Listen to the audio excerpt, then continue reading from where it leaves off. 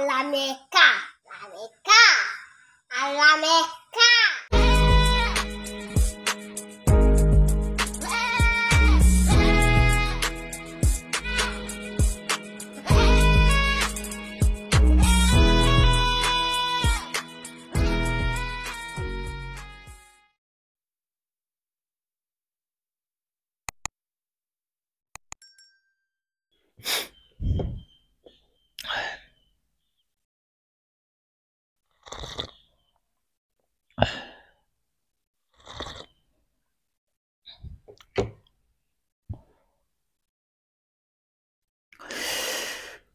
Assalamualaikum warahmatullahi wabarakatuh. Jumpa lagi bersama saya Alam Berkah.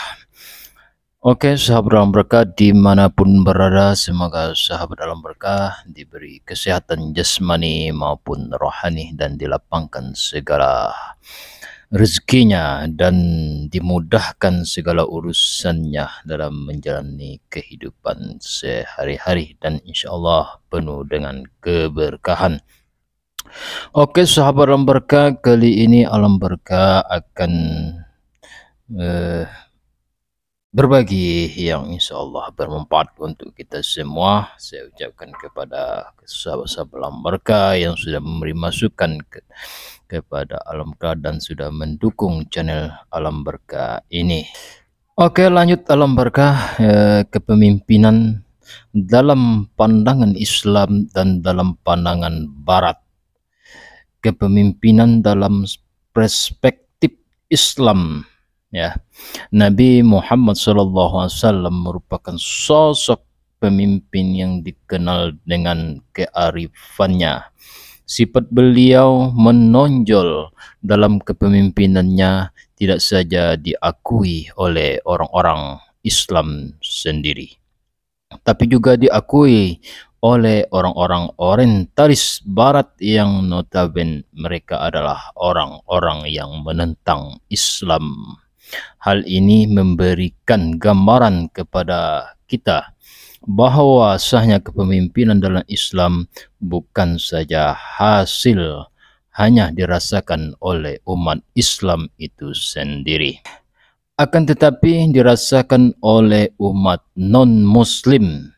Kepemimpinan Islam memberikan prospek yang cerah bagi kalangan hidup manusia di era globalisasi sekarang ini, yang syarat dengan krisis kepemimpinan dan dekadensi moral akibat ulah-ulah para penguasa yang tidak bertanggung jawab. Dan perlu dipahami pula bahwasanya seseorang dikatakan sebagai pemimpin manakala ia benar-benar beriman dan bertakwa kepada Allah Subhanahu wa taala. Dan inilah yang membedakan antara kepemimpinan dalam Islam dan kepemimpinan menurut teori orang-orang Barat. Seseorang pemimpin dalam Islam itu tidak boleh terlepas dari ciri-ciri berikut ini sebagai bahan berpedoman dalam memilih calon pemimpin masa depan. Oke, sahabat Alam Berkah, setia pemimpin dan orang yang dipimpin terkait kesetiaan kepada Allah Subhanahu wa taala. Tujuan pemimpin melihat tujuan organisasi bukan saja berdasarkan kepentingan kelompok, tetapi juga dalam ruang lingkup tujuan Islam yang lebih luas. Berpegang pada syariat dan akhlak Islam, pemimpin terikat dengan peraturan Islam boleh menjadi pemimpin selamanya ia berpegang pada perintah syariat. Waktu mengendalikan urusan, ia harus patuh kepada adab-adab Islam, khususnya ketika berurusan dengan golongan oposisi atau orang-orang yang tidak sepaham dengan kita. Pengemban amanah pemimpin menerima yaitu kekuasaan sebagai amanah dari Allah Subhanahu wa taala yang disertai oleh tanggung jawab yang besar. Quran memerintahkan pemimpin melaksanakan tugasnya untuk Allah Subhanahu wa Ta'ala dan menunjukkan sikap baik kepada pengikutnya. Kepemimpinan ideal berdasarkan perspektif Islam. 1. Kuat dalam akidah, mampu memimpin, mengendalikan dirinya sendiri sebelum memimpin orang lain. Visinya adalah Al-Quran. Tawadu, memiliki sifat sidiq, amanah, tabligh, dan fatonah. Memiliki kepekaan sosial yang tajam, tabah, dan tahan menerima kritik, pemaaf, dan memiliki jiwa tasamuh. Selanjutnya yaitu tidak memiliki sifat Fir'aun pastinya. Pada dasarnya prinsip kepemimpinan dalam perspektif Barat hampir sama dengan kepemimpinan dalam perspektif Islam.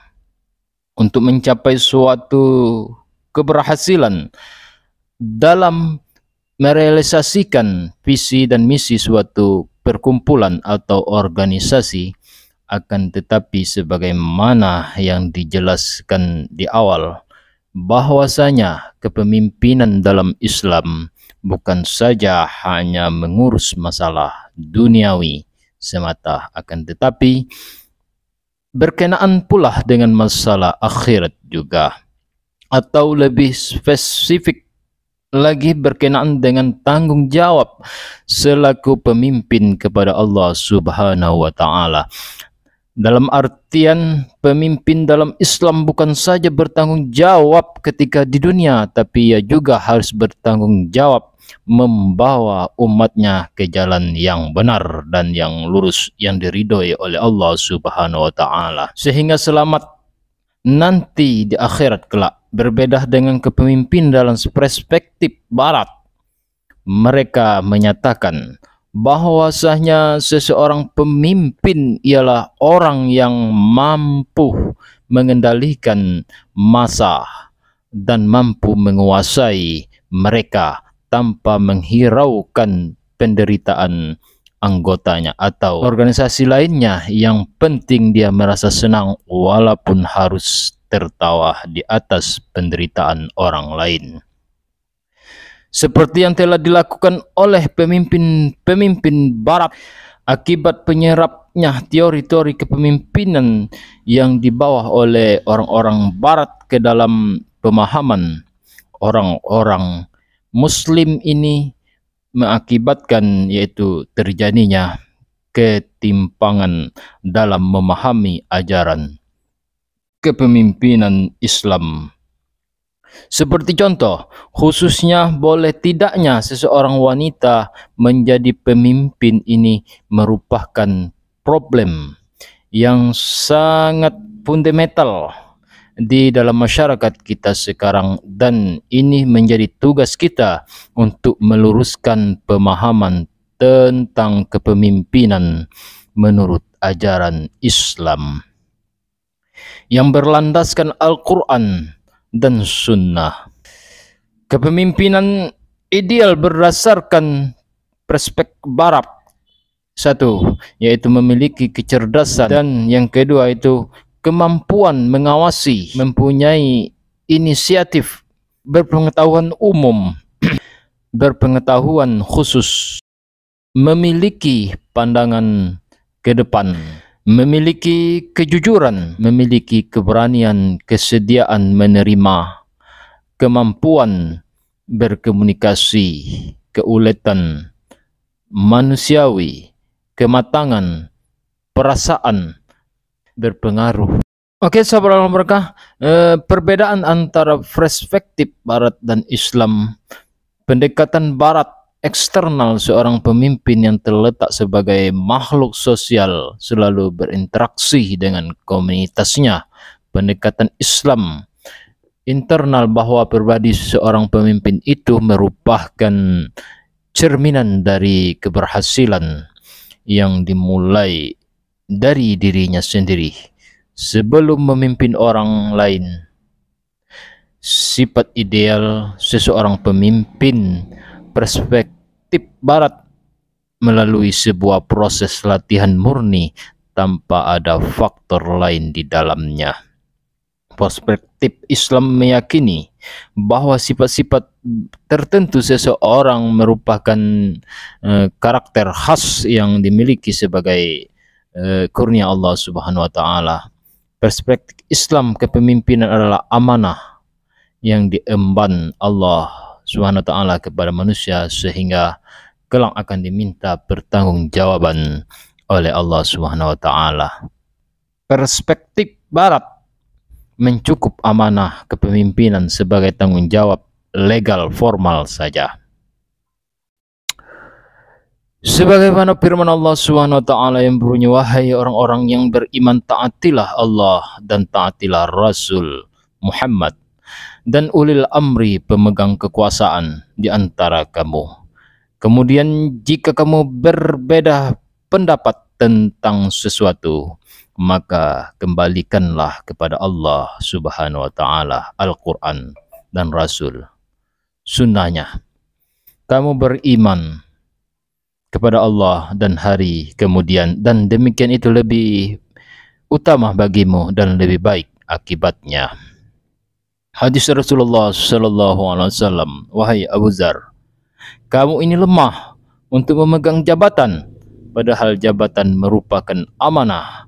Pada hari kiamat ia adalah kehinaan dan penyesalan, kecuali bagi siapa-siapa yang mengambil dengan benar dan melaksanakan tugas dengan baik. Hadis riwayat Muslim.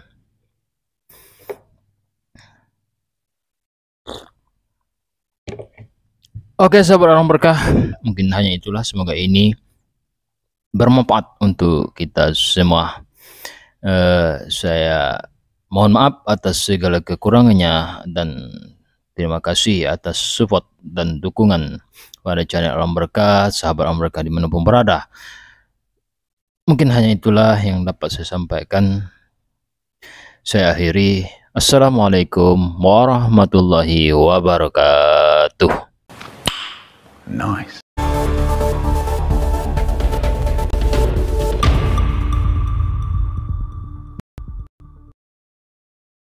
Alameka, Alameka, Alameka.